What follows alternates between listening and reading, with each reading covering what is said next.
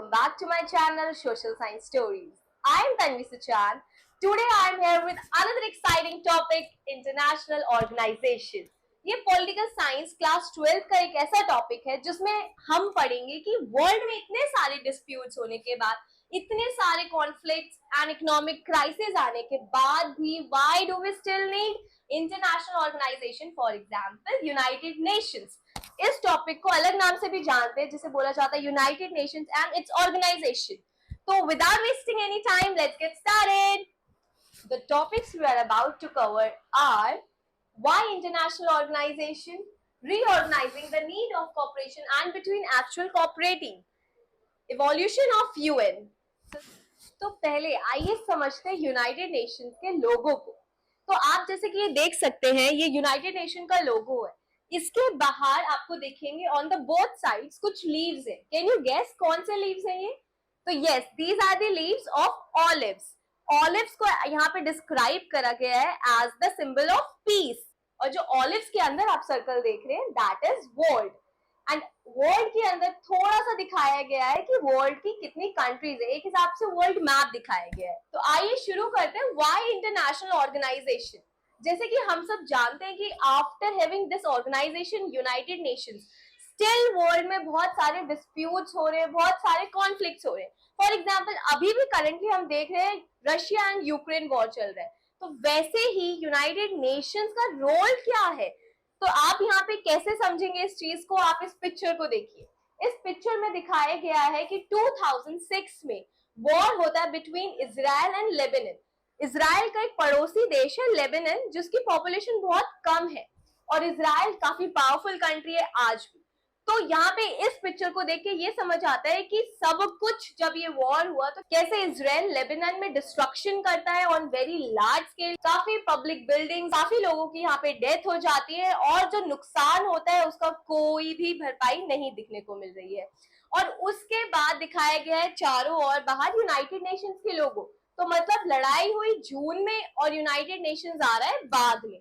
और फिर आप दूसरा देखेंगे 2006 में दूसरी पिक्चर में ये दिखने को मिल रहा है कि कोफी अनन, जो कि यूएन के उस टाइम पे सेक्रेटरी जनरल थे, वो ये दिखा रहे हैं इस कार्टून में कि कैसे यूनाइटेड नेशन के चारों ओर से घिरे हुए हैं कोफी अनन, और लोगो लगे हुए हैं वहां पे अगेन यूनाइटेड नेशंस के.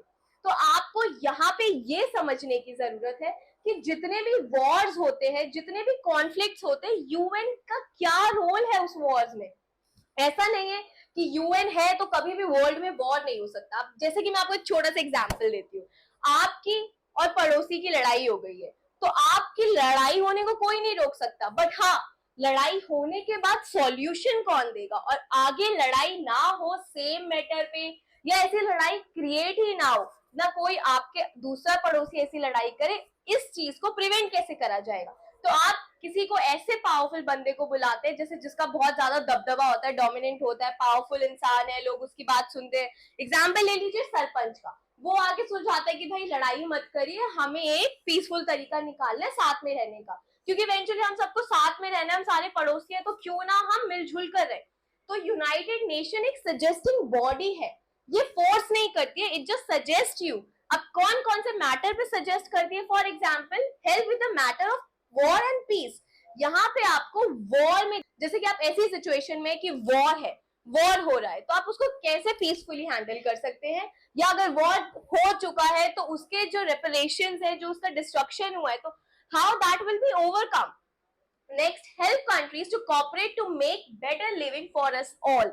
आप देखेंगे कि यूनाइटेड नेशंस का formation after second world war होता है, तो उसके बाद भी कैसे आज के टाइम में 2023 चल रहा है, we are still living like हम लोग की बहुत प्रॉस्परस लाइफ है, हम आराम से अपने रोजमर्रा के काम पूरे करते हैं, यहाँ रोज बम्बार्डिंग नहीं हो रही है, तो हम कैसे पीसफुली रह रहे हैं. ये भी कह सकते हैं कि हम सिर्फ अपने देश को बचा ले तो हमारा पीस मेंटेन हो जाएगा, पर ऐसा नहीं होता, क्योंकि पड़ोसी पड़ोसी कितने सारे देश साथ में रह रहे हैं, और जरूरी नहीं है कि हम सिर्फ अपने देश को सुधारेंगे तो बाहर के जो देश है उनको हमारी पॉलिसी से फर्क ना पड़े. ऐसा कभी नहीं हो सकता, बिकॉज हम लोग ट्रेडिंग वगैरह भी करते हैं, तो हमारी पॉलिसीज ऐसी होनी चाहिए जो कि कोऑपरेटिंग हो, जिससे किसी और को इतनी प्रॉब्लम्स भी ना हो कि ऐसी सिचुएशन बने कि जिसमें वॉर आना पड़े.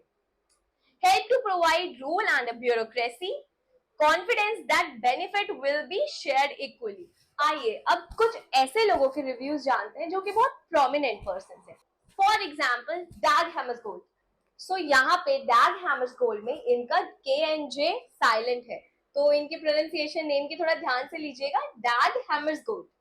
इनका कहना है the United Nations was not created to take humanity to heaven but to save it from hell, which means कि यूनाइटेड नेशंस का मकसद, मोटिव ये नहीं है कि धरती को वो स्वर्ग में लेके जाने वाले हैं, पर उनका मकसद ये है कि उन्हें जितनी भी तबाही होती है उसे रोकना है, उसे एक हेल से बचाना है, एक धरती को, वर्ल्ड को एक लिविंग स्पेस बनाना है कि सबको यहाँ पे आराम से पीसफुली रहने दिया जाए, लोग अपने काम काज आराम से पीसफुली कर सके।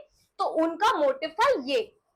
Now the next prominent person says that talking shop, yes there are a lot of speeches and meeting at UN, but Jojo is better than war. ये स्टेटमेंट दी गई है शशि थरूर ने। अब इसका ये मतलब है कि यूएन एक टॉकिंग शॉप है, मतलब जहां पे लोग आके सिर्फ बातें बेचते हैं, अपनी बातें करते हैं। हाँ, वहां पे बहुत सारी बातें होती है, बहुत सारी स्पीचेस दी जाती है जब यूएन का एनुअल सेशन होता है। बट क्या आपको नहीं लगता कि jaw is better than war, कि जितना हमारा मुंह चले उससे बेटर है कि जितना वॉर हो वर्ल्ड में। अगर बातों से चीजें हल हो जाती है तो जरूरी है कि वॉर फील्ड में वॉरफेयर जैसी सिचुएशंस हो। तो इसको अवॉइड करने के लिए शशि थरूर ने कहा है कि it's better to have a jaw than to have a war. आइए आगे बढ़ते हैं, कॉपरेशन एंड एक्चुअली कॉपरेटिंग। ठीक है, कॉपरेशन के लिए तो यूएन आ गया कि वो हमें आइडियाज देगा, पर क्या वर्ल्ड में जितनी countries are they really willing to cooperating between themselves? तो जैसे कि हम यहाँ पे एग्जांपल लेते हैं, डिसीजेस लाइक कोविड-19।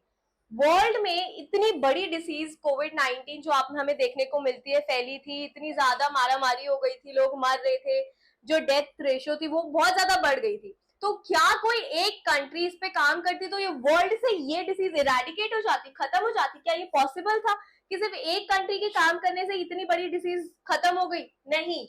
जैसे प्रॉब्लम, दूसरी प्रॉब्लम ले लीजिए, ग्लोबल वार्मिंग। क्या ग्लोबल वार्मिंग के लिए एक ही कंट्री को काम करना है? क्या सूरज सिर्फ एक ही देश में निकलता है और कंट्रीज में सूरज निकलता ही नहीं है? तो ये कुछ ऐसी प्रॉब्लम्स है जो कि हमें सबको साथ में मिलके काम करना है। और जो ये प्रॉब्लम्स है, इन प्रॉब्लम्स का सॉल्यूशन हमें एक कंट्री या दो कंट्री नहीं दे सकती, ये हमें देंगी जब हम एक्चुअली कॉपरेट करेंगे बिटवीन ईच अदर। तो कुछ करना, कुछ करने की ठानना और कुछ कर जाना, ये दो अलग चीजें हैं। जैसे कि इंडिया ने भी अपनी वैक्सीन बनाई, रशिया ने अपनी वैक्सीन बनाई, यूएस ने अपनी वैक्सीन बनाई। जल्दी से आपका एक टेस्ट ले रही हूँ, जल्दी से रशिया की वैक्सीन का जो नेम था वो कमेंट बॉक्स में डाल दीजिए। ठीक है, तो इंडिया ने वैक्सीन बनाई, सब ने अपनी अपनी वैक्सीन बनाई और अलग अलग कंट्रीज में भेज दी, जिससे और लोगों की भी मदद हुई। ग्लोबल वार्मिंग में सारी कंट्रीज साथ में मिलकर काम कर रहे हैं। आपने एसडीजी गोल्स पढ़े होंगे, सस्टेनेबल डेवलपमेंट गोल्स, जो हर कंट्री इनको जो कि हर कंट्री इसको फुलफिल करने में लगी हुई है। तो ये सारे ऐसे गोल्स हैं जो कि हमने ठाने यूएन में बैठ के, and we are cooperating, we are actually cooperating to fulfil the all goals. So the next topic is evolution of the UN. इसमें हम पढ़ेंगे कि कैसे यूएन बना। For example founding of the UN, कि यूएन एकदम से ऐसा तो नहीं हुआ कि सारे ये लोग आकर बैठ गए और इन्होंने बोल दिया कि चलो ठीक है हम एक ऑर्गेनाइजेशन बनाते हैं जो वर्ल्ड को एकदम पीसफुल वर्ल्ड बना देगा। ऐसा नहीं हुआ था, बल्कि एक प्रोसेस चला था जिसको हम ट्रेस करते हैं 1941 अगस्त में प्रेसिडेंट, यूएस के president Franklin D Roosevelt and British prime minister Winston S Churchill, ये लोग मिलते हैं और ये तय करते हैं कि हम एक अटलांटिक चार्टर बनाते हैं। अटलांटिक चार्टर में उनको पता था कि 1941 में देखिए वॉर चल रहा है और पीस की बातें स्टार्ट हो गई है कि जैसे ही वॉर खत्म होगा तो कैसे हम पीस को रिस्टोर करेंगे। आप इसमें जोड़ने की कोशिश करिए कि उस टाइम 1941 में जो वॉर चल रहा था, हिटलर ने कितना आतंक उधम मचा रखा था दुनिया में, और सबसे ज्यादा खतरा किसको था? जो उस टाइम की सुपर पावर्स थी, फॉर एग्जाम्पल जो एक्सिस पावर्स थी, उनको बहुत ज्यादा खतरा था भाई हिटलर से कि इसको जैसे ना तैसे इसको हटाना है, क्योंकि वरना ये दुनिया को खत्म कर दे। अब आगे ही 1942 जनवरी में जो 26 अलाइड नेशंस थे वो फाइट कर रहे थे अगेंस्ट एक्सिस पावर के। जो भी हिटलर के साथ थे वो किससे लड़ रहे थे? एक्सिस पावर के अगेंस्ट। और एक्सिस पावर जितनी भी थी यहाँ पे मिलती है वॉशिंगटन डीसी यूएस में और वो एक दूसरा साइन करती हैं अटलांटिक चार्टर के बाद जो साइन होता है, that is declaration by the UN. कि यहाँ पे ये लोग ठान लेते हैं, डिक्लेयर कर देते हैं कि एक ऐसी ऑर्गेनाइजेशन है जिसका नाम है यूनाइटेड नेशंस और हम इसको बनाने वाले, इसकी स्थापना होने वाली है। अब 1943 दिसंबर में तेहरान कॉन्फ्रेंस होती है जिसमें declaration of three powers US, Britain and Soviet union साथ में आती है। आपको पता होगा ईरान की कैपिटल है तेहरान, वहां पे ये तीनों super powers US, Britain and Soviet union साथ में इनके मिनिस्टर्स आते हैं और ये डिसाइड करते हैं कि कैसे अब तेहरान को, मतलब ईरान को इंडिपेंडेंट कर देते हैं। यहाँ से इनका स्टार्ट हो जाता है कि हम कैसे पीस को रिस्टोर करेंगे। 1945 फरवरी में याल्टा कॉन्फ्रेंस, याल्टा एक जगह है यूक्रेन में, यहाँ पे बिग थ्री अगेन ये वाली super powers, Roosevelt, Churchill and Soviet union से, यूएसएसआर से स्टालिन, जोसेफ स्टालिन, ये लोग साथ में आते हैं और ये डिसाइड करते हैं कि अब हम एक ऐसी कॉन्फ्रेंस ऑर्गेनाइज करेंगे जिसमें हम डिसाइड कर लेंगे कि कौन कौन यूएन के मेंबर्स होंगे। तो आप ये देखिए कि ये जो तीनों ये साथ में आ रहे हैं ना, इनकी आइडियोलॉजी एक नहीं है, कहीं पे कैपिटलिज्म चल रहा है, कहीं कम्युनिज्म चल रहा है, पर हाँ ये सारे सुपर पावर है। तो यहाँ पे एक बायपोलर वर्ल्ड हमें देखने को मिलता है। तो हम आगे पढ़ेंगे कि कोल्ड वॉर के टाइम पे कैसे दो अलग अलग वर्ल्ड, मतलब बायपोलर वर्ल्ड बन गए थे, ठीक है, जिसमें यूएसएसआर की तरफ से ईस्टर्न ब्लॉक था, वार्सो पैक्ट उनकी आइडियोलॉजी पे चल रहा था, और दूसरा वेस्टर्न ब्लॉक की तरफ में जो नाटो थे वो कैसे मतलब आपस में आइडियोलॉजिकल वॉर्स चल रहे थे। तो इस चैप्टर में हम आगे भी ये सारी चीजें आइडियोलॉजीज कवर करेंगे कोल्ड वॉर। अब अप्रैल एंड मई, तो यहाँ पे 2 मंथ लॉन्ग यूनाइटेड नेशंस की कॉन्फ्रेंस होती है सैन फ्रांसिस्को में। अब देखिए अगेन हमें पार्ट मिलता है यहाँ पे यूएस का, तो हम आगे पढ़ेंगे कि बहुत सारे यूएस में जो रिफॉर्म्स मांगे जाते हैं ना, उसमें यूएस का कितना बड़ा रोल है, और जो वर्ल्ड मेंबर्स हैं, जो इसके मेंबर स्टेट्स कंट्रीज है, why they think that US इतना डोमिनेटिंग रहेगा, इसको आगे भी हम पढ़ेंगे।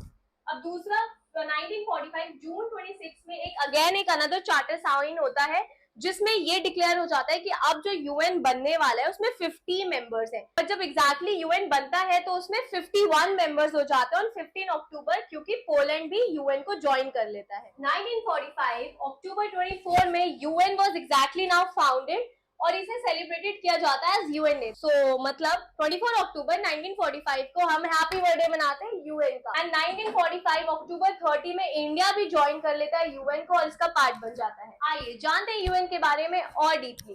तो यूएन में 5P है, मींस 5 परमानेंट मेंबर्स हैं जिनके पास वीटो पावर है। US, France, UK, Russia and China. Veto power का मतलब है कि यहाँ पे अगर पांचों बैठ के कोई डिसीजन बना रहे हैं और अगर किसी एक ने मना कर दिया तो वो बिल या वो रेजोल्यूशन पास नहीं हो सकता। यहाँ पे मेजॉरिटी केस नहीं देखा जाता, यहाँ पे वीटो पावर का यूज होता है। 10 नॉन परमानेंट मेंबर्स हैं जो कि आफ्टर एवरी 2 इयर्स रीचेंज होते हैं, मतलब री इलेक्ट होते हैं। P5 के पास वीटो पावर है। 193 कंट्रीज अभी यूएन की मेंबर्स हैं।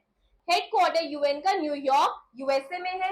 लेटेस्ट अभी यूएन को ज्वाइन करा है साउथ सुडान ने, और ऐसी 2 कंट्रीज जो यूएन का पार्ट नहीं है 2000, north Korea and the Vatican city. North Korea इसलिए क्योंकि वहां का जो राजा है, जो वहां का डिक्टेटर है, वो एक्सेप्ट नहीं कर रहा है यूएन को, और वेटिकन सिटी एक बहुत छोटी कंट्री मानी जाती है, इसलिए यूएन के अकॉर्डिंग उसे एज अ कंट्री घोषित नहीं करा गया है। यूएन का प्रेजेंट सेक्रेटरी जनरल जो कि 9th सेक्रेटरी जनरल है, उनका नाम है एंटोनियो गुटेरेस, वो पोर्चुगल के रहने वाले हैं। Successor of league of Nations is UN. तो माना जाता है लीग ऑफ नेशंस बनी थी वर्ल्ड वॉर फर्स्ट के बाद, और ये लीग ऑफ नेशंस का idea was also given by the US, but US ही उसको ज्वाइन नहीं करता, इसलिए उसके फेलियर का कॉज रहता है कि कोई सुपर पावर उसका मेंबर नहीं था।